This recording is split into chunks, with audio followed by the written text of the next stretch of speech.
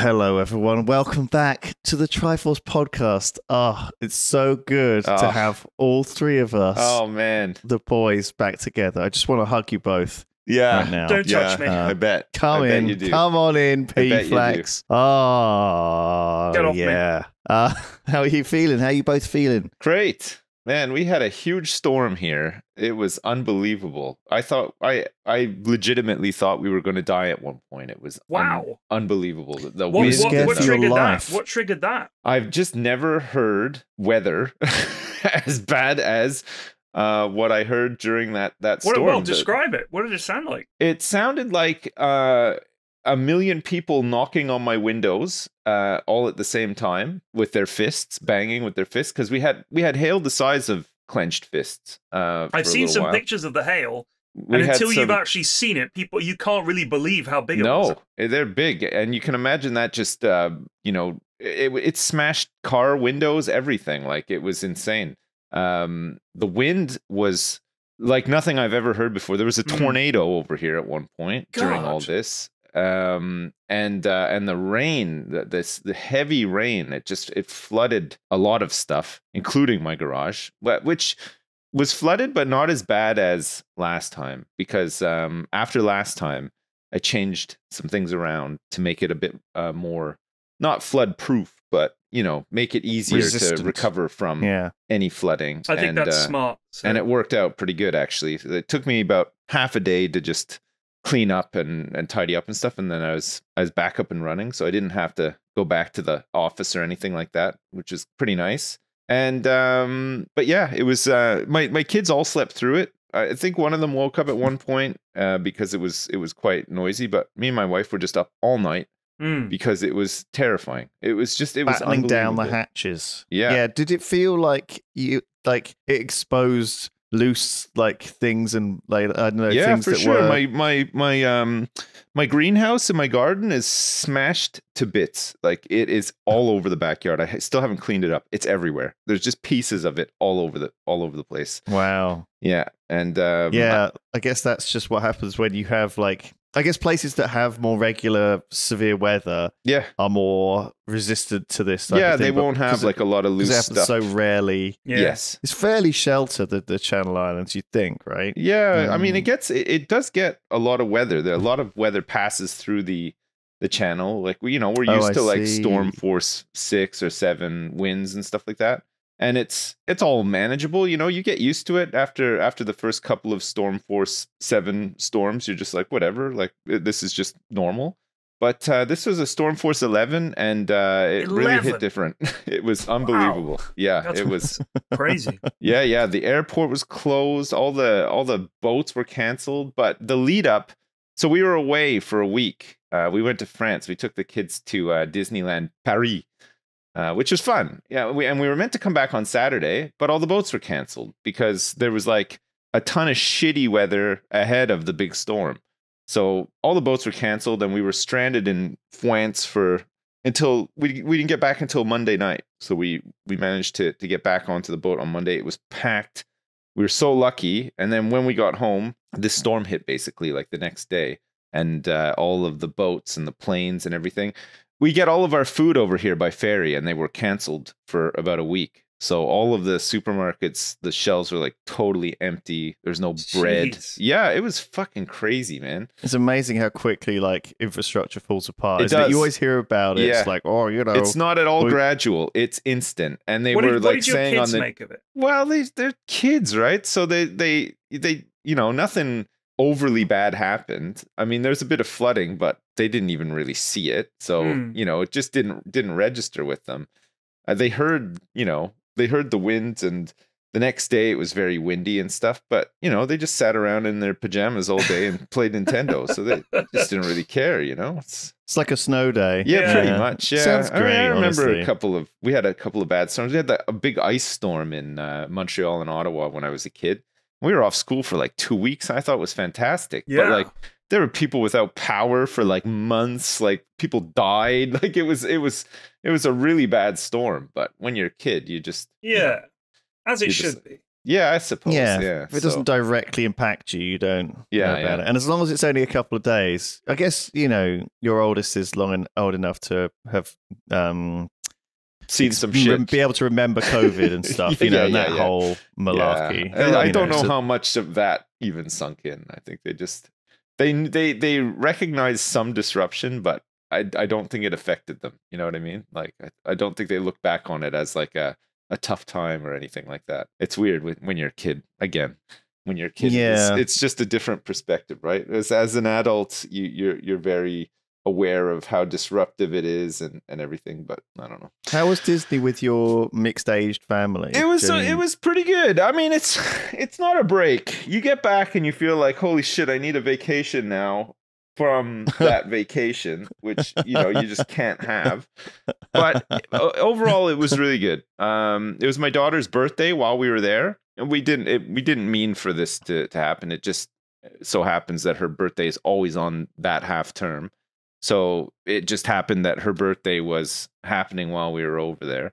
And they were really sweet about it, like all the, they call them cast members, were always like saying happy birthday and everything. And a couple of stores that we went into, because they gave her a badge when we checked in, like a birthday badge to wear like on her birthday. So on her actual birthday, when we were going around and stuff, if we went into like a shop or whatever, occasionally like the person would be like, oh, hang on, I've got a telephone call and it's for you. And my dad would be like, what the fuck? Like, the first time it happened, we were like, what the fuck is happening? Who is this? Yeah. Didn't really twig like that it was her birthday or anything. It's like the banker from Deal or No Deal. And then so she grabs the phone and it's like, Mickey Mouse saying, hey, Paul, happy birthday. Happy birthday. Yeah.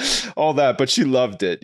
She just thought that was amazing. And this happened like 2 or 3 times. That's and every time. Can you imagine if she picked up the phone and she just like had this crestfallen expression on her face? Yeah. Well, it's good too. Their attention to detail is admirable because this happened about 3 times and every time the message was different. So she wasn't and she would pick up on it immediately. If it was the same message, she would say, "Oh yeah, it was just the same message." Like, she would definitely notice things like that. But yeah, it was pretty good.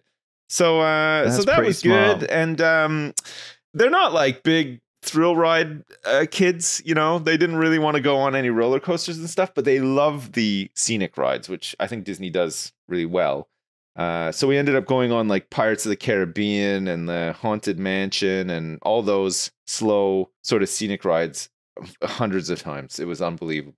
I think I went on Pirates of the Caribbean, and I ain't joking, like 20 times in 3 years. Yeah. Good God. My daughter was just obsessed with it. And they got back and they watched all the movies and they got like eye patches and swords and everything. So the pirate role play has been like off the charts. And yeah, it was good. It was a good trip. They had a lot of fun, and I think great. They have lots of memories that will, they'll have for the rest of their lives, sort of thing. Yeah. But I really just needed a dark room to to die in when we got back. You've done your duty. Yeah, you've served your country proud.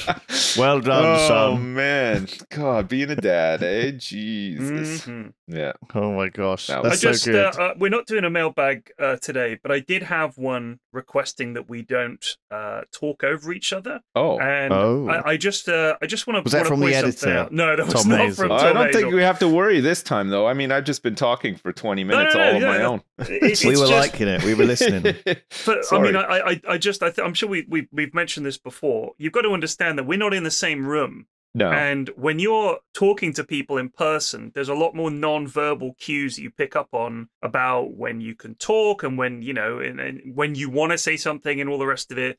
Yeah. And there's also a slight delay on Discord. So sometimes you think someone stopped talking. So just so you guys understand, if we do talk over each other, it's because we're on Discord. We're not in the same room. And also, of course, nobody needs to talk over each other. Yeah, so whatever. There's a lot of other factors, right? One is that we kind of have this unspoken rule that the person who's saying the least important thing will shut up if you have, so if you have something interesting to say, just barrel on and say it, because the editor can cut out that other person and they will usually stop. Like, I have this, it's a bit of a bad habit, but it's because we record we don't cut. We don't create this fake narrative podcast, right? We just most of what the hour is goes out, right? But yeah, there is a Discord lag, and as a result, sometimes people will start talking at the same time. But also sometimes I am just filling dead air, because I don't want there to be awkward silences. No, I'm kind of trailing off, and when I do that, I'm kind of looking for someone to jump in anyway. The problem I is want people to interrupt me and talk over me. But when you do that, Lewis, and sometimes you'll talk for like 10 minutes about something, I'm normally asleep at that point, so it's kind of hard to chip in. Yeah. But I'll try and stay awake. Like I'll try and... I've noticed this as a bad habit that I have of talking over people, though. I've done it. I've noticed myself doing it. I think my parents called me out on it. We all and do one of my dates called me out on it as well. Wow. What? Is this a recent thing? Yeah. Oh, no. When was this, baby? When was this? Details. She Give me was the tea. telling me stuff that I was doing wrong. Like apparently, like at a restaurant, I was just like, the guy would come over and I'd be like, oh, sure. And he'd look at me and I'd say, oh, can I have the this or whatever? And she was like, afterwards, she was like, you're supposed to ask if I want to order first. It's like as if I'd done the etiquette all wrong. Yeah. It's like, oh, and I was like, oh, I've never realized that was a thing before. It's not. It's not. The waiter looks at you and says, what can I get you? You tell them what you'd like. Yeah. Yeah, I don't say, oh, what would the lady like? Yeah, what are you, fucking Victorian gentleman going on a date? Yeah, right. Give me a break. Oh, here, yeah, sorry, yeah, you order first, and then you just walk out and leave. I've been running into a few of these like slightly awkward roadblocks. I did have a date on Halloween actually. Oh, and, nice. Did they wear a costume? I was in costume because I was still in costume from the day.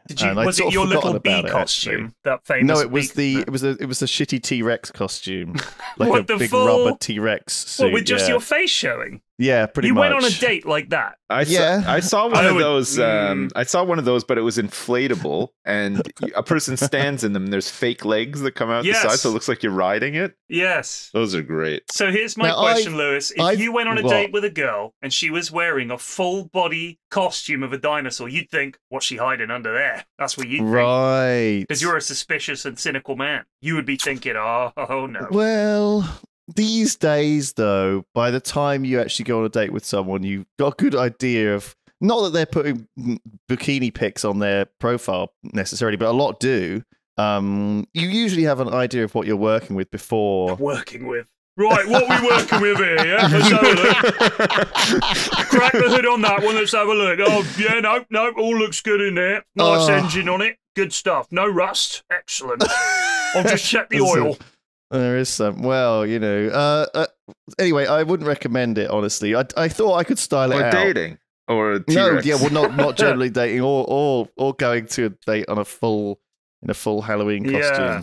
I mean, wasn't if a you good guys idea. get frisky, it's going to take a while to get that off and on. That's all I'm saying. What if they were into it and they were like, oh, God, finally, someone else who's a sexist or whatever. Right. Have you done the classic date move where you go out for dinner and you turn up, but you'd already eaten just recently and you're not hungry?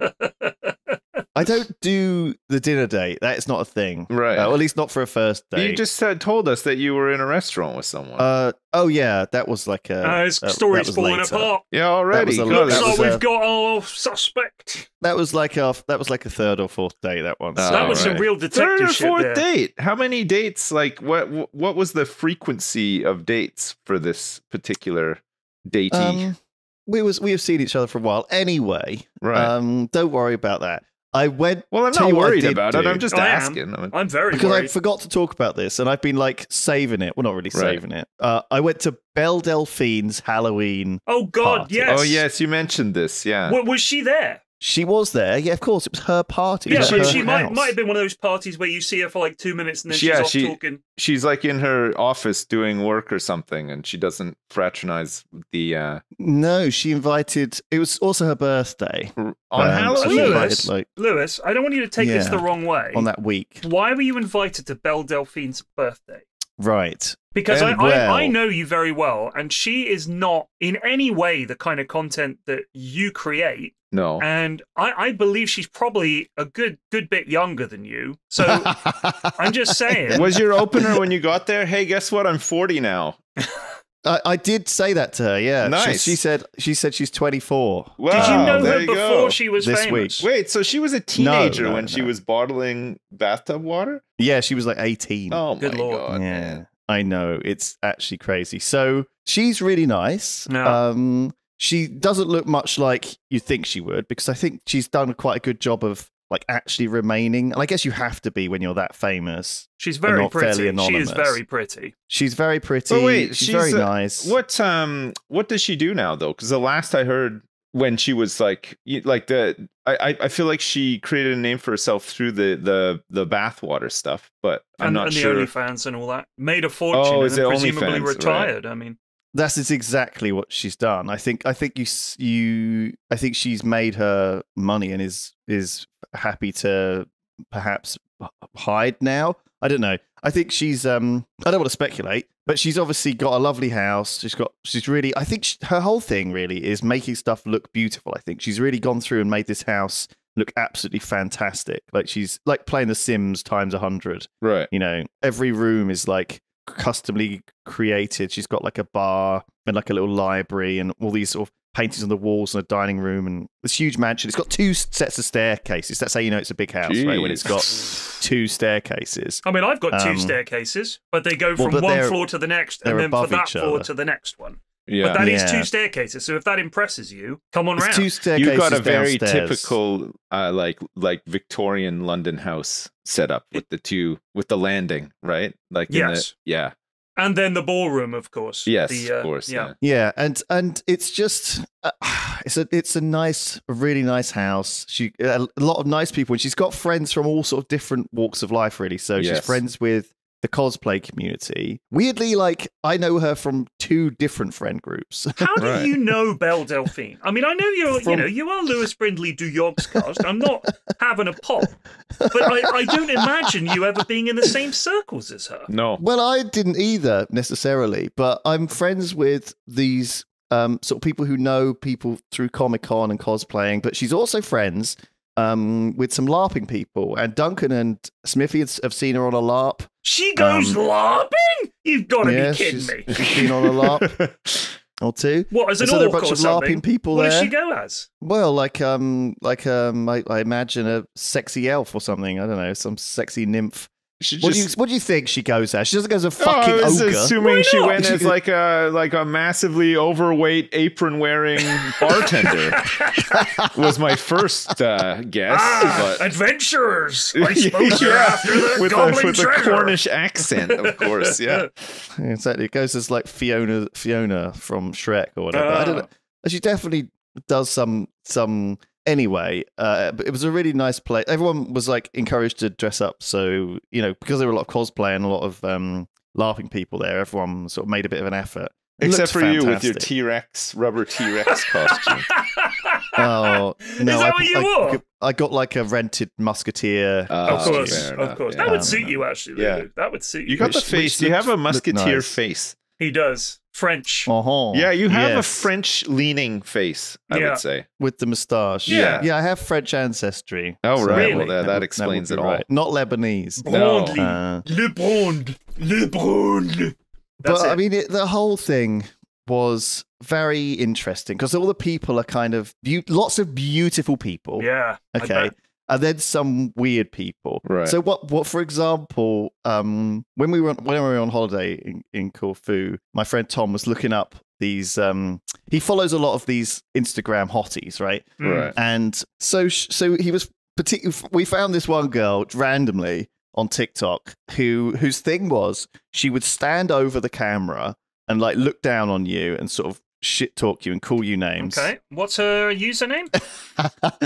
But then she would just degrade you and spit on you, right? It was kind of awful, but also like kind of shockingly Mm-hmm. awful in a hot way, Right. right? So what is her Um, username? I'm not gonna Spitter. Probably there's tons of them, right? Just Like, put it they're in. all over the place. Put it in the general channel and let me look it up. Otherwise, we're just talking about something pointlessly. Just tell me. Her username is awful I spitter.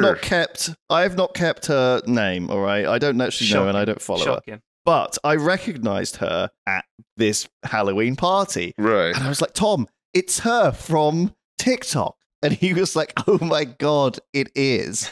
Oh my god! Oh my god! You're correct. It is. Monsieur Brondley, c'est vrai. Well, we were dressed up, so we had to do the accents, and I was shocked. I bet I can guess who this is, by the way. Probably. Anyway, she was there with I thought she was there with her dad, Right. Because I thought I was going to be the oldest guy there, But So you were upset to find that there was somebody else there older than you. I was, yes, I was crushed. It wasn't a whole kind of, it wasn't like an orgy or anything like kind of crazily sexualized or anything, like you might think. No, It was all very that wholesome. never occurred to me. What time did you Genuinely. have to leave to have your prune juice nightcap? Because that's probably when the orgy happened. After Oh you left. yeah, like 8 p.m. I left. Yeah. Really I find early. in my experience, usually the party really starts after I leave because I'm old. Right. Yeah. So you know what? I'm sorry to intrude. I want you to carry on with the Belle Delphine story, but I do have a quick aside. Have you guys ever noticed that when there's a night out or a party or a get together and you're not there, the stories about what happened at that occasion that you weren't there seem so much more fantastic? And everyone said like some big memorable thing happened and it becomes like a big thing. Yeah. And then when you're there, it just seems like a regular night out. That's just me. I don't know if Yeah. I just bring the vibe down, but I'm never there for the story nights. Like the big night where everything Yeah, like the one where everyone's like, oh my God, don't mention that. I go, hey. I'm not there. I must just be such a downbeat drag on fun that I'm like anti-fun to the point where all of the cool, funny, interesting stories, I'm never there for it. That's how it feels. Do you guys feel the same, or is it just me? I'm happy if it's just me. I'm sure I've felt like that before. Yeah, I don't know if I think don't know if I feel like that all the time. But having said that, I can't remember the last time I went out. So you know what I mean? It's all so long ago I now. think It's that all might so be distant. it. We did go out for drinks in Bristol when you and I were both down about fucking 4 years ago or whatever. This was pre-COVID. We Yeah, were both in probably. Bristol. I can't remember what for. If I go out in Bristol, I just go to the pub like by the office Yeah. and sit outside there all night basically. So you and I did that with Yeah. everyone else, but Yeah. you and I also had a pint in the hotel, Yes, and that was probably. Have you been out since that then? was insane. was Probably a not. wild What night. a wild night! Yeah, probably not. I can't. Well, I mean, that would have been the last time I was down before COVID, Right. and I haven't think been actually since. So it's been about. It might 4 well be years. just the quantity of going out. Like some of these guys go out every night, and so there's bound to be interesting shit that happens when you do that 7 Yeah. days a week. You Yeah. know, this was a pretty tame party. Really, everyone was really nice. They had some like little treasure hunt stuff. Belle printed out like a little book of photos for us all, but photoshopped us all to look like we were all dead, which was Gosh. quite nice. Oh, So it's everyone Halloween, had a little okay. picture of them Yeah. in a thing.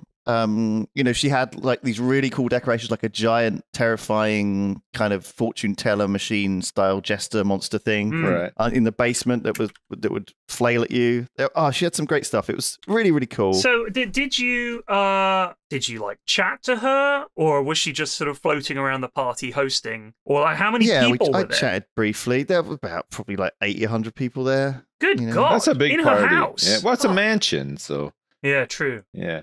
They brought some people, people would generally bring in sort of plus ones, right? And so, What were this like? couple there. What was the parking situation like? She just got a really big front drive, Right. And And what were the cars like parked out there? Was it like Lambos and stuff? well, I think mostly. she has a Ferrari, I think, or something. I wonder or how Porsche. much she's made from all this. It must be millions. She must have. Yeah, she must have. Well, I okay. mean, I'm going to guess she's probably made about 30 or 40 million pounds from this. Oh, I don't kind of know if venture. it's 30 or 40. I think it That's could quite, be. That's I a think it high. could be. I think amount of that's millions. actually a low ball. Wow. Pretty low. Really? Wow. Yeah. I mean, I don't know. Her OnlyFans was like the most popular one ever, right? Oh, Well, yeah, well, I didn't know instantly. that. I didn't know Yeah. that. And I know that the top few people, I mean, I know a couple of people who do like management stuff, not like in an Andrew Tate way, where they're sort of getting girls to go on cams and OnlyFans and just taking all the money for themselves. They're sort of talent management for those kind of influencers. I've met a few people that do that, and they told me that it's a bit like Twitch, really. Like all things, it's like an inverted pyramid in terms of how much money the very top few make, and the very top percent of OnlyFans is divided even further. So there's a handful, really, of creators that make an absolute fortune, and then everyone else is kind of, some of them making a decent amount, but it's like those top few are making all the fucking money on OnlyFans. I'm consciously trying to not talk over you for the first time ever. Look, how's that going? I think it's unnatural. We've made hundreds of these episodes. None of us are angry about it. It's a thing that we do and we're all comfortable with. If we just met, I get it. I mean, here's the thing. If someone starts talking over you, you kind of have to give way in hope that what they're going to have to say is going to be worth the interruption. Yeah. That's just part of it. And we all trust each Once other. I start, I'm like a juggernaut, though. I'm not stopping for anyone. Like, I'll good. fucking stop you, bro. I'll fucking put a stop. I'll just start screaming. Whoa. Break it up. Break it up, you two. I'll You're going to just have do to that. go up to your hotel rooms. You can't have this brawl in the hotel bar. my There God. was a guy I knew. I worked with him, and he spoke very long-winded in a monotone. And if you tried to interrupt him, he would just keep talking and look at you, and he would just stare at you and keep going. And it was like, all right, well, this is a battle of wills. And you just have to fucking dig in and either keep going and hope he shut up, or just give up and just let him monotone for like 5 minutes. It was insufferable. He never got invited to the pub. No. Well, I worry that I saw this meme on Reddit the other day, which was like other people telling a story, and it's like begin story, end story. Me telling a story is like pre-prologue story, then like build up to story, then like tangent about, for background, and then like meandering, anecdote about something unrelated, and then like forgot the original point, back to story, apologize afterwards. Yeah. Do you know what I mean? Yeah, but also our job is to fill airtime. Like that is what we do. If we're on a stream for like what me and Ozzy did like a 3-hour stream where we had to talk about arcade games that people were playing on the machine in the office, right?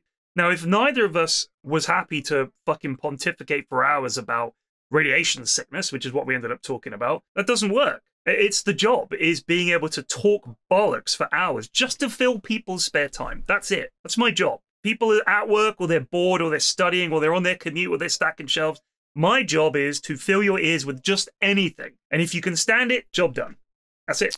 Yeah, and as long as it's mildly interesting, Yeah. that's fine. I did a brand deal this weekend for EE. It was the most corporate thing I've ever done. I felt kind of a bit like a corporate shill about it. But at the same time, it actually was kind of quite something a bit different, so I didn't mind so much. But the whole thing was they basically spent, it felt like 6 figures on launching this EE games store. I don't know why I'm still advertising Never heard of it. but they set up this sort of physical chest giveaway in 13 different cities, with cameras and cosplayers at each, And so we had to going over to Birmingham now, seeing if anyone's got the chest, We were giving out the passwords on stream, and we were they also paid to have this game made where we would play the game that they had made for the brand deal, right, for the 3 hours. So it was a game that you can't get, and no one else had ever made. No one else, it's just a game jam type quality Unity asset store game.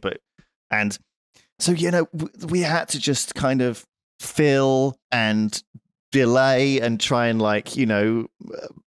say interesting things like, oh, what's everyone's first console? We're kind of like just like padding to move us on to the next sort of thing they're showing. And it is all about just keeping up a low-level patter of what's happening. I find they do that the best on game award ceremony shows. Yeah. Oh, man, they know how to... They really know how to if how something goes wrong and they got to fill time or whatever, oh... Oh my God, totally. They're so cringe. The scripted bits are cringe, and the unscripted bits are even more cringe. Like the whole thing. I think yes. Think about those shows. It's meant to be. It's just a big marketing thing, obviously. Yeah. But it's like hype. Like the mission is everybody has to be up and happy and hype. Oh my god, I'm so excited! Oh, man. Like all the time. I was making my son laugh, which is always a great joy. But I was making him laugh this time because we were watching BlizzCon. We watched the opening ceremony together because he's pretty into gaming and he's interested enough. He wanted to see it, and so every time somebody would come out on the stage, they'd say, and next up on the stage, Randy Miller, lead producer of Diablo or whatever. And like before he'd get on stage, I'd be like doing the voice. I'd be like, hey, what's up, BlizzCon? Just like doing like the fucking red shirt guy asking the questions voice and everything. And but sure enough, every time I would make a joke about it, it would be word for word, like they'd come out and say the same shit, and then the same question would be asked. And my son thought it was really funny, like just the cynical side of it, sort of thing. Yeah. But I think that kind of thing where it's like it's meant to be everybody's like on the edge of their seat for hours. Yeah. Like, that's impossible. Yeah. But that's the job. But like when I've done Dota events, there's often delays. Yeah. And there'll be someone's PC is knackered or their keyboard has to be switched out or whatever. And the producers just say, keep going. Like you just have to fill for as long as possible. Sure. But we don't have to be excited. No. We just have to talk about Dota or, just talk about the town where we are or the city where we are. So it's much easier. Being told you're going to have to fill for like an hour and it needs to be high volume, high energy man. that whole time. It must be a fucking nightmare. They're all on coke. They gotta be. I love watching, I noticed this especially whilst watching the opening ceremony for BlizzCon, because when they do their speeches, they obviously have to rehearse them to some extent, right? You can't just really wing it. And most of their speeches are pretty good. They're pretty polished and stuff. But there's definitely points in their speeches where, and you can tell that they've rehearsed this as well, they're stopping for reaction, audience reaction or whatever. And so many times they would say something and the audience just did not react. But there was a really big pause because they're waiting. And then they'd be like, and then, like they just start robotically going through the script again. Fuck, it was so funny. Yeah, it's good. I mean, we're no stranger to cringe. And there was a few cringe moments at Belle Delphine's. Do tell. Yes, please. I would love to know. So there was this like kid there who was like 18, right? And he had his girlfriend, who I assume was also 18. And we were waiting for the bathroom downstairs, and it was like taking a while. And there's like people turning up, and they're like starting to queue, and I'm like, what's going on? So finally, there's the girl from the couple comes out and closes the door behind her, and so I open the door and go in, and the boyfriend's there pulling his pants up. Okay. And so they've obviously been having sex in Belle Delphine's downstairs toilet. Not cool. What if they were both cool, but dumping? not cool. What if they were both taking a dump together? Yeah. What if they just dumped together? A couple's dump. It didn't smell of shit. Lewis, is that old saying, dump together, stay together. Right. Well, no shit smell means that is a red herring. That's a shagging. Yeah. Or a blowy. Now, first of all, could have been. Yeah. Is this something? Is this a story? Is this a good story to tell? If you just doing it for the story? Are you like, I had sex at Belle Delphine's bathroom? This literally happens at every party, every house party known to man. This happens. People are shagging. Multiple. It's a very toilets, sexy place. though? Yeah. Where else are you going to go? Are you going to say, Belle, can we use one of your 50 rooms to have sex in, please? No. Where can we go? We lock the door and no one's going to knock and say, they're probably doing it in the bathroom because all the bedrooms upstairs were probably already occupied. Right. No, we can go upstairs. I think that they've had parties there before, so they've like got these little like velvet ropes and stuff. Do you know what I mean? They're well prepared for. Did she have security there? No. Wow. No. Jeez. Well, not that you saw. That means they were good. They were blending. Just disappear back into a bush, So when's the next one? Is she doing a Christmas party? Yeah, or what? Can I get invited to Belle Delphine's party, please? Sure, I'll see if I can get you in. No way. Do a +1 on Flax, and then how far away is it from London? Oh, it's not far. Oh, good. Yeah, no. I would go. Oh, where would Flax I stay? Wants to go, yeah. I just stayed in a Premier Inn nearby. Premier Inn? Yeah. Premier Inn? All right, Yeah. I'll go Nice. next time. I'll go with you, and we'll both stay in a Premier Inn. I'm not Stay going to in share a a room with you. Radisson next time. Yeah. Stay in a Marriott. Come on, what are you Yeah. doing? I'm Premier not Inn. made of money. Not Belle Delphine. That's true. Jesus. Yeah, I'd love to go to a cool party. I love cool parties. I like Mm. being the least cool person at the cool party. Oh, That's man. definitely like- how I felt. That's a gift yeah, for but me. if we're together, we can have a laugh about it. That's Yeah. fine. We can be like the Statler and Waldorf in the corner, laughing at all these young people having fun and being cool and rich and sexy. That was really those what it the- was like. Are those the old guys from the Muppet Show? Yes, sir. Yeah. Yeah, I love those Oh. guys. God, I feel so at home with you guys. I feel, Yeah, feel exactly. safe. If you know? ever need a companion for a social occasion, I'm a very, very good social occasion companion. Very good. You Never know talk to what? anybody. I'm very chill. I'm not bigging myself up here, but I also am really good Yeah, in social absolutely. situations. Absolutely, you could take either of us, and you'd have a better time. I know I don't come across that way. Get me in a Okay. room and I'm like a butterfly. Yeah. I open my wings and look I out. can talk to anybody about anything. Listen, I'm a good listener. I'll chat to people. I'm very sociable. I'm not creepy. No, I don't have a bad smell about me. I'm not going to do anything too embarrassing. It's good. It'll be fine. I It'll be don't fine. I don't have a big swig of cider and then burp. I do that. I don't really do do that. does Sometimes that. Wait, yeah, it. whoa. it sneaks out sometimes. We don't have to fight each other about this, Sips. I feel like it's a competition now because there's maybe there's only one invite to Belle Delphine's next Well, party. you're going to and fucking fly over from Jersey, Flack's are you? getting all this airtime, bigging himself up and stuff, and I can't I'm even not get a bigging word myself in. up. I'm merely giving myself my CV. I for can't, some I occasion. can't even get a word in here. I I'm can't not hear gonna- myself think because of your talking. Let's be honest. I am not. I was like the most edge invite to this party. Okay, I'm like friend of a friend of a friend. I'm not Belle Delphine's friend, and I was very lucky to be there. And Well, you can't say no if someone says, "Would you like to come to Belle Delphine's party?" You cannot say no. Oh, I'd go just to inspect the house. If somebody invites me to a house party, I'm going. I don't care who it is. I like to Yeah. look at houses. Like I will look at somebody's house. Even if your house is fucking totally shit, I'm looking at it. Yeah, I mean, there's limits. I'm not getting on a plane to go to, a house party. Well, then again, maybe a good one in America. A good house party in like Who's- a who's- kegger.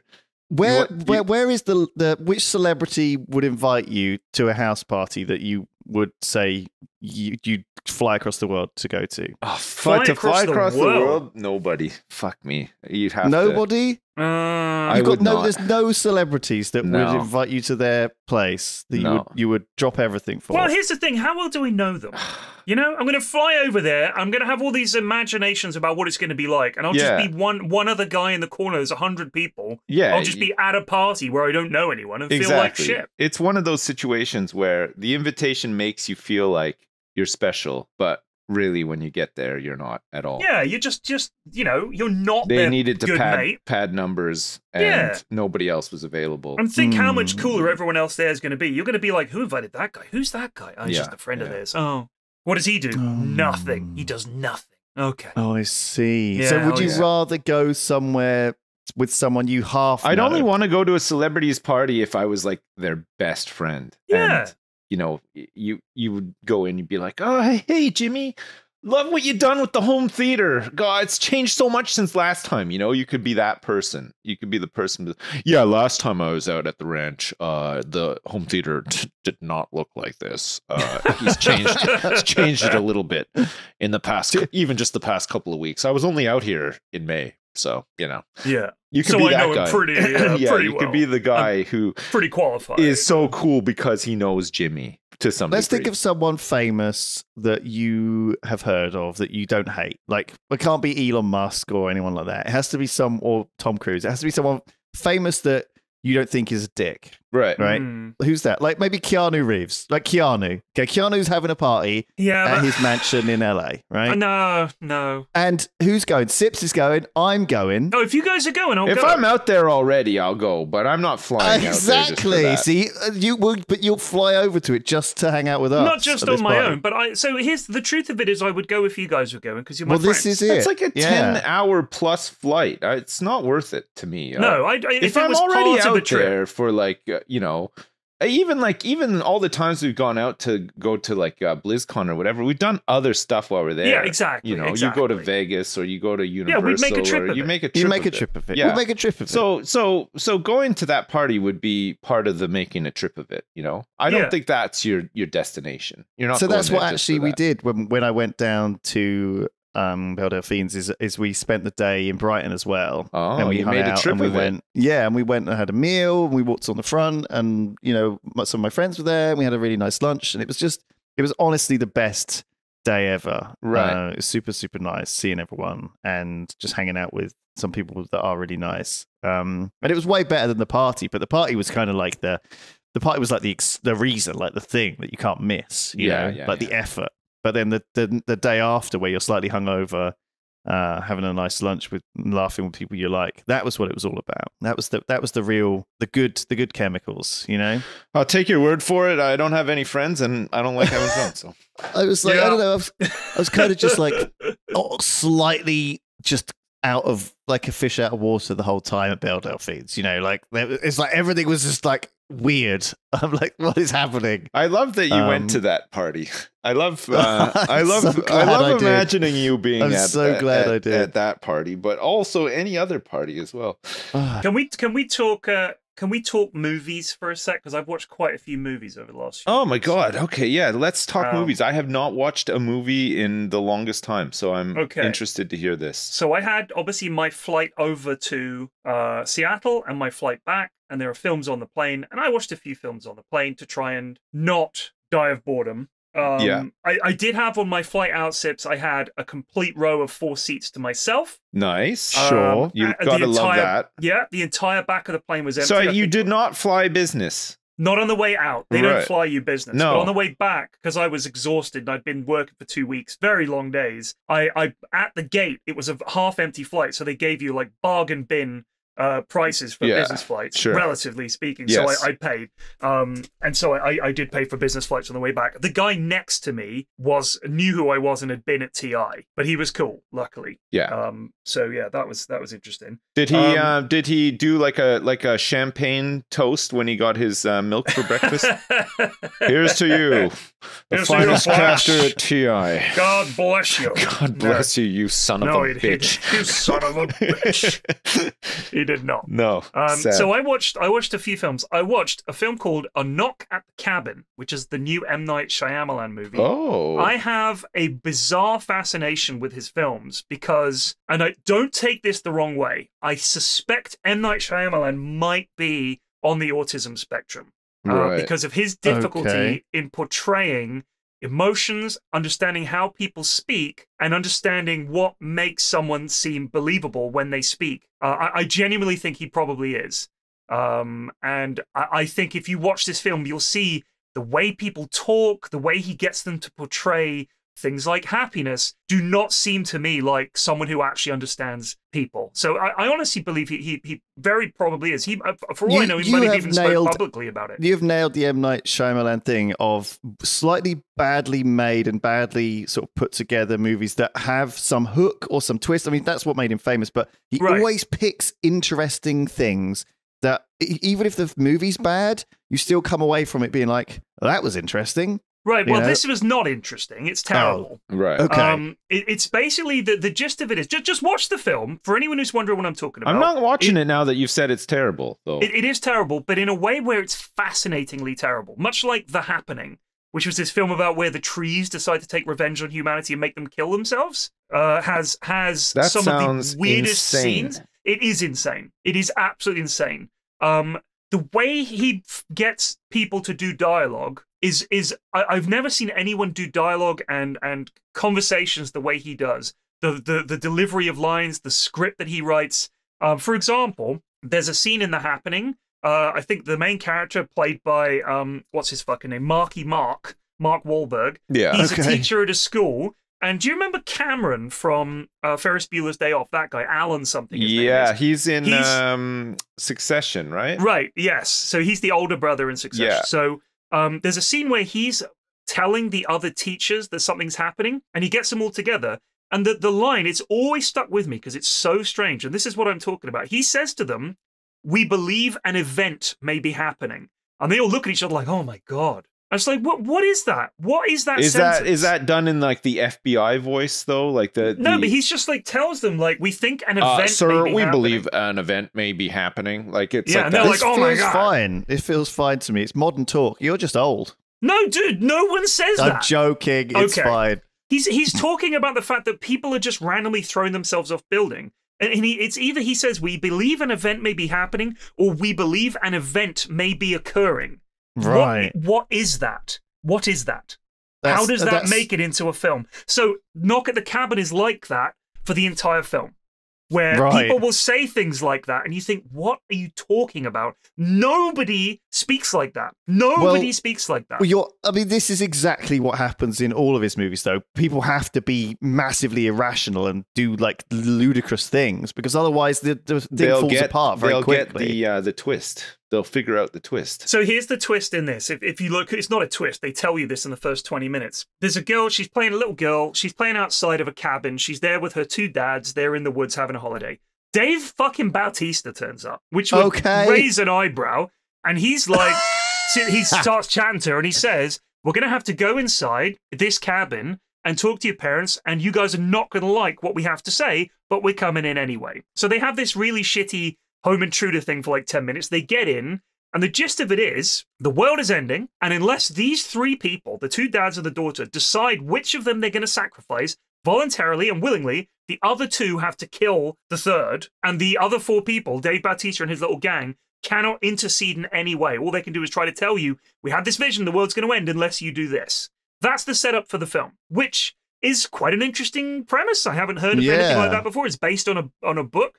But the handling of it is so fucking bad because he's not a good director. So watch the film because it's how not to make a good movie. That's my takeaway for that. I remember watching Old, which is his last movie, which the whole premise, of course, was, you know, people suddenly start getting old and aging weirdly on a beach. It's kind of weird, but I think it was like, and it feels like these are like one-shot comics or something, you know, like a graphic novel that was a kind of quirky story that it's almost like a Black Mirror episode. Do you know what I mean? Yeah. And I thought it was fine. I remember watching it and thinking it held my attention, and that's honestly like all it needed to do.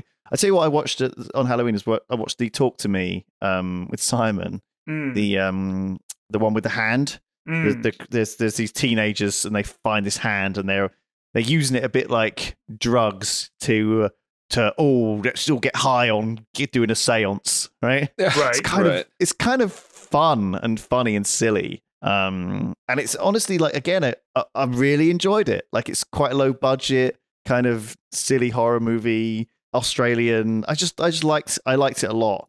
And I think that's all a movie needs to be for me. I understand the whole Rotten Tomatoes thing of either I liked it or I didn't. Like, I don't need to have like a percentile.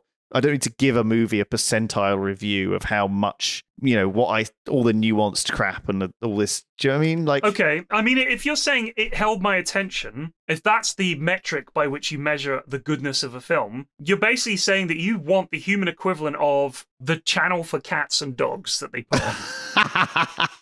Like, you just want to stare at the screen for a bit. I understand. Some movies have moved me, for sure. And, you know, I get it. And some movies you step away from and you're like, damn, that was a good movie. And others you're like, well, it was all right. I saw Oppenheimer. I liked that. I thought it was pretty good. It was good. I left that and I thought, yeah, that was a pretty good movie. I didn't mind that one. So another film I watched was called Blackberry, which is the story of the Blackberry. Okay, sure. Which is a moderately interesting story about the phone, the Blackberry. I didn't realize that one of the main characters is also the director, a guy called Matt Johnson, who wears a sort of headband, like a sweatband across his head, has curly hair.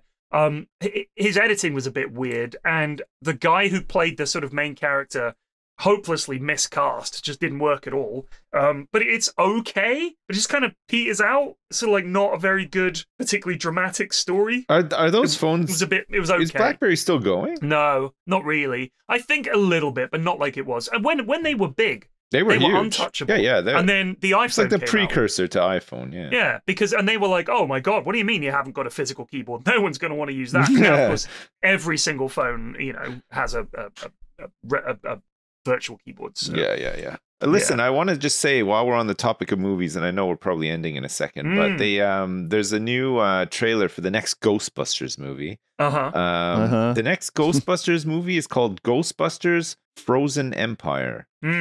What do you think of that? I don't need to see another Ghostbusters. What do you think? Well, Bill Murray's in it, and it takes place in New York again, which is I watched is very Ghostbusters. But the name. Did you watch the newish one? Yeah, I took my son to see it. The one with the kids? Yeah. I thought that was actually quite nicely done. Yeah, I didn't hate it. like it. But no, yeah. it wasn't funny. It was taller. No, but it's I don't think it's meant to be for us. Well, but Ghostbusters was funny. My son found it pretty funny. Did he like it? He liked it, yeah. Yeah. But I mean, I feel like it's too much action in a lot of these films. Yeah, and but I mean, again, I think that one is aimed at a younger demographic for sure. Yeah, that's fair enough. But I think you can tell it is because there's a lot of the old stuff in it, which I think is for adults who are sitting there with their kids to be like, oh yeah, I remember this music. Oh yeah, I remember this actor, whatever. But not enough of it to make it for our generation, if you like. You're right. I mean, it kind of stands on its own in that regard. Yeah. In that you don't have to have watched Ghostbusters to get this. It's fine. It is just an okay. I don't want to see it again. No. But like if my kids want to watch it on Halloween or whatever, I'll sit through it. Like it's not an impossible, it's not insufferable like some. But I also don't think it's going to become some kind of classic. No. I think that's the problem, is that a lot of these films, you watch them, they're lacking some magic or some brilliance or something even distinctly memorable or rewatchable. That when I think of Ghostbusters, that's a film I've seen a lot of times. Yeah. And you can just watch it, and it's fun, and it's great, and it's just so well done. But it was... All these films, they're well made. But Ghostbusters... there's just nothing... Yeah, Ghostbusters, when it came out, got the 80s treatment, though, because I had Ghostbusters... I watched the movies. Right. I loved them. And I had Ghostbusters bed sheets, and I had toys, and I had toilet paper, and Ghostbusters... granola bars in my lunch, and right? It was huge. It was huge, and I don't think Ghostbusters will ever be like that again. No. I don't think it's a big enough IP now to be a dominant. In a world where Paw Patrol and fucking whatever else kids watch now, Miraculous and stuff like that. It's a non-starter. Well, again, I think Ghostbusters was a comedy movie. Yeah, right? Yeah, it was. With a very specific audience of its time. Yeah. And that has changed. If you're making a Ghostbusters movie today, it has to be a comedy movie for kids or for teens, and it has to contain the stuff that was funny, is funny to them now, and that we are not the target audience. No, but I don't think kids are going to watch the new Ghostbusters movie and think, "Man, that was really funny." No, because it's just not a comedy. No. It is supposed to be though, and I think that sometimes people forget. There are some funny moments. Paul Rudd's pretty funny in it. Right. I mean, I think a lot of successful movies this year are full of comedy. Like the Barbie and the Mario Brothers movie and Guardians of the Galaxy. I mean, Guardians of the Galaxy, it's supposed to be the more comedy light. I mean, certainly the latest one this year's wasn't, was it? It was a bit of a misery. I feel fest. like Guardians of the Galaxy has just become like somehow the pinnacle of comedy. But like I haven't really seen any of them. But like every time I hear somebody talk about them, they're like, oh, they're hilarious. Like they're the funniest. They're okay. But I can't imagine them being that funny. Like no, they're not that funny. They're okay. They're okay. But here's the thing: these are not comedies, right? All of these, Guardians of the Galaxy, but Barbie was a comedy, 100%. Very big budget comedy, but a comedy. But a comedy doesn't need to cost $150, $200 million. No. The only reason it costs that is because it's an action-adventure comedy. You're these right. are big-budget roller coaster ride movies with flashing lights, Lewis, so you'll be able to pay attention, and all of that stuff going on, right? But Ghostbusters was a relatively low-budget movie compared to those. I watched a really interesting video the other day about where mid-range movies have gone. Where are the mid-range movies? Movies that cost 10 to 50 million in modern money. Yeah. Nowadays, if they're going to make a movie, the studios are going all in because they're looking for that $1.5–2 billion revenue from a movie, from a franchise. They don't give a shit about anything else. Yeah, it's a lot more based in science. When Ghostbusters came out in the 80s, it was it's not. It wasn't a movie that was ever meant to be made. It was Right. It was made by people who wanted to make it and were able to fund it. But so many times it was almost completely canned. And and another movie that was like that was Home Alone, the original Home Alone, which is like Right. a classic now. But at the time, nobody wanted to make it. Everybody thought it was a stupid idea. It was going to be a Right. stupid movie. It wasn't going to make any money. And then it went on to make more money than a lot of films ever have made. You know what I mean? So it's Yep. like, Ghostbusters made $250 million. yeah, and that was in the Ghostbusters was such a there was things that helped make it so popular, like the fact that the theme song was so catchy and just people loved it at the time or whatever, and a couple of other things, but otherwise it had no business ever being made. Like it was just one of those movies that is a miracle that it ever saw the light of day, but everybody involved is so glad that it did because it God, yeah. it did so well. Did you guys watch the new Indiana Jones movie? No.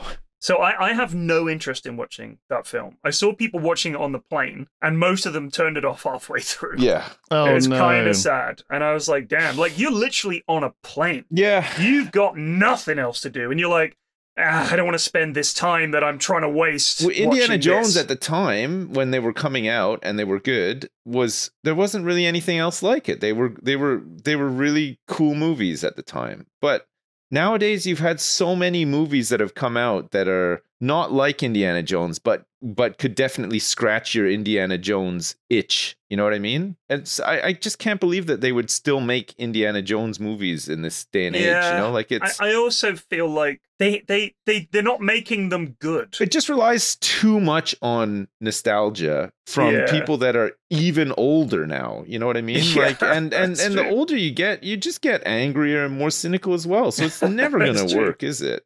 Yeah. People aren't going to watch the new one when they could just go back and watch the old ones if they need. Yeah. a Here's hidden the thing, nostalgia. right? I think it is sometimes it's a proving ground, right? Like a lot of movies came out, and if it wasn't good, we wouldn't be talking about it, right? If Indiana Jones and Ghostbusters weren't good, they would have just been forgotten, like the hundreds of other movies that are out there. But in the same I way, feel like these movies were on the brink of being forgotten, though. It's only they get revived just at the right time, but I don't know if it's ever super successful. I don't You know. know. What I mean? I think Indiana Jones and Ghostbusters have always been in the popular consciousness. They're not the main ones, but they are the like original tier movies two for ones, sure. right? Yeah, I would go back and watch Ghostbusters 1 every once in a while, you know, like with my kids or whatever, but I don't know if I would necessarily go out of my way to watch any of the newer Ghostbuster movies because I just watch the originals. Those I think are the a good lot ones. of the time, like, okay, a writer will write loads of books, and some of them will be bad, some of them will be good, some of them will be better than expected. And he doesn't necessarily, or she doesn't know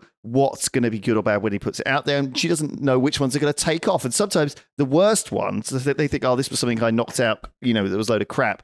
That actually ends up being their most successful piece of work, right? Yeah. And I think that's the same with movies sometimes. When they make these movies, they don't know how they're going to be received or whether they're going to be the next huge thing or not. But No. I think in a sense, the sequels are always a victim of the original success. They're trying to chase that success, Yeah, right? And you're it's- always going to be compared yeah. to it. And not only that, but like so often you can understand why the theaters are like, well, people like this, let's make another one. But then they don't get proven writers in. They get script writers to write them a thing bespoke. And a lot of the time, these screenwriters and these Hollywood people haven't necessarily proved themselves. I feel like so much stuff is written with, we just need a screenwriter. We're going to make a Ghostbusters movie. Someone has to write it. Let's hire a guy. He's a script writer. He writes things. Do you know what I mean? Like, if you're not going off an originally written story that's always already, and I'm not saying that original stories don't get bad adaptations. I mean, Wheel of Time on Amazon Prime is terrible, working off a great source material, and The Lord of the Rings, Rings of Power is terrible,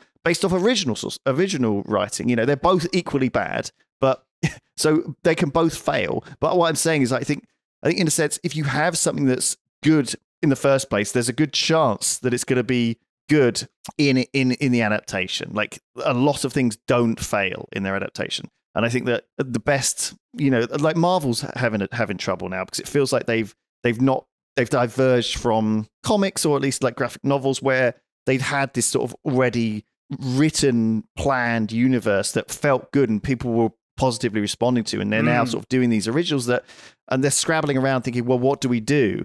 And I think, yeah, it's just sometimes they're so lukewarm. the newer movies. Mm. Like you said, P-Flax, they're a roller coaster. Modern movies don't have the time and the nuance to tell like this, really emotional it's stories. just action. That's what TV series There was are a lot of good action movies from a while back, and comedies as well. Kind of just told simple stories that fit into the time of a movie, right? Like, yeah.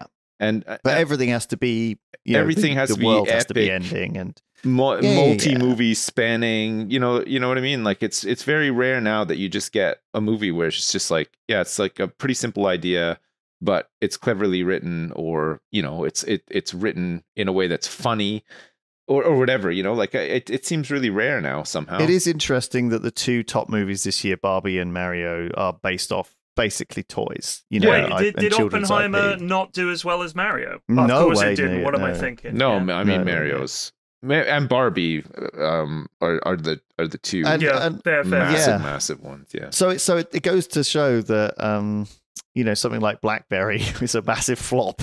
Right. Because but it's it not- also wasn't a big budget movie. No. But if people still had Blackberries, would it have been a budget? Would you? If No, It just I depends think on how it's just- interesting the story is, I suppose. Well, I mean, the story is not that interesting because we all knew the fucking story. Yeah, It's like the BlackBerry came out, it was very big, and then a better phone came out. That's essentially the story. Yeah, like when you like like the story of Apple or like the story of Google or whatever. Right. They're interesting because they did things that nobody did at the time. Whereas with Right. BlackBerry, it's like, yeah, okay, you have all these platforms, you have all this technology, and you made a phone, and it's not that remarkable. It's not that interesting. No. I mean, I thought the Steve Jobs film with Michael Fassbender was really good. Making a 'Cause personal computer when none existed is a little bit more interesting. I mean, there were personal computers. Yeah, I mean, yeah, it's but just it's that not. what he did Yes. was more. It was interesting because it showed that he was driving the company away from being a tech company to being a consumer tech company. Yeah. And he understood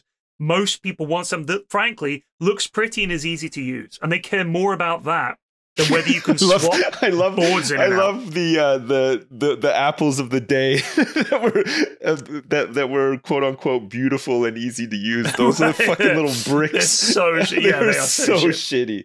But I mean, at the time, computers were even worse. Oh, I know. Like the Fucking Commodore hell. 64, when you loaded it up, just had a prompt, like a fucking flashing cursor and a bunch of text at the front about what BIOS you were on. Yeah. Like that was it. Yeah. It wasn't. It didn't say "Hello World" and open up, and you didn't have a mouse and all that. So really, this was like amazing stuff. Yeah. When it arrived, and I think that was an interesting story, and showing, frankly, a fictionalized version, I hope, of what he was like and the family life and all that. It was an interesting film, whereas a BlackBerry film is just not very interesting. the other thing I watched this week that I really actually liked, I didn't think I would like, is the Beckham documentary on Netflix. Right. Now, Oh, I yeah, think it's I'm partly meaning to watch because that, I actually. grew up in the 90s Yeah. in the UK. And so I didn't realize just how much I remember from that time. I'm like, I could name all the people on the England football team. I could name all of these people. I was like, oh my God, it's them. Oh my God, it's this guy. Right. Like it was kind of weird how much you osmosis back when you were a teenager. growing up I'm at a that sucker time. for documentaries like from the 90s and the 80s because I love the old footage, because it's nostalgic, right? You see, sometimes they show like old commercials that were on TV, or you see these old celebrities that were big at the time that you've just completely forgotten about or whatever. Like for me, like half the time I don't even really need to be that interested in the subject matter of the documentary, as long as they're just showing like lots of old shots of cities and stuff like that. And Yeah, and like I mean, I'm not the into time. football. I'm not into David Beckham or Victoria Beckham, but I lived through it, and it was in the back. It was in the background, and so it's kind of this. I feel like It's that kind would of be well interesting done. enough, though. I think they probably have a pretty interesting story generally. I don't know. I will say wouldn't one hate thing to watch about it. that. There is a scene in it where Victoria Beckham's talking about her upbringing, and David Beckham throws her under the bus by saying, "You weren't working class," and like embarrassing her, and it's become quite a sort of viral clip Right. of him Yes. asking her what car she was driven to school in and stuff. And I'm thinking her image is kind of very public. and- don't say that. David.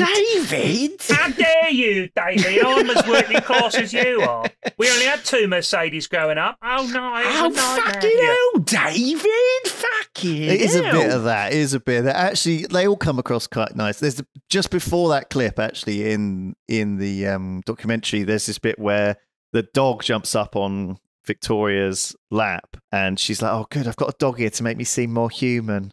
And and David's like, shall I get the rest of them just to, help? Because otherwise, That's pretty funny. So there's a couple of little bits like that. I feel like David and Victoria Beckham's son, their oldest son, Brooklyn? just got married. Brooklyn? Yeah, just got married, but he got married to a daughter of, I'm pretty sure, another famous person. But it made me think as well, because I was just reading about Francis Bean Cobain, who's just gotten married to Tony Hawk's son. Oh, yeah.